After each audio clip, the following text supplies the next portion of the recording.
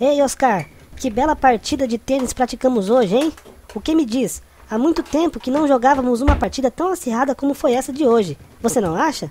O meu medo era me dar dor nas costas. Wilson, quero te dizer que adorei nossa partida de tênis. Essas suas dores nas suas costas, eu não estava ciente delas. Você sempre foi um atleta.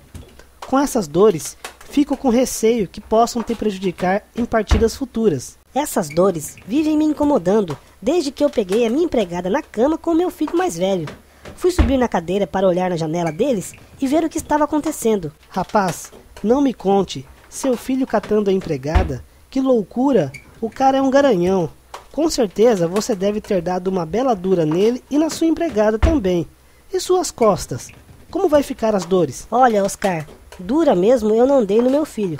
Apenas falei para ele não se envolver mais com a empregada. E em relação à empregada e às minhas costas, quero te contar um segredo. Estou direto dando uma dura nela. Meia-noite vou pro quarto dela e a dura vai a noite inteira. Minhas costas, meu amigo, já era.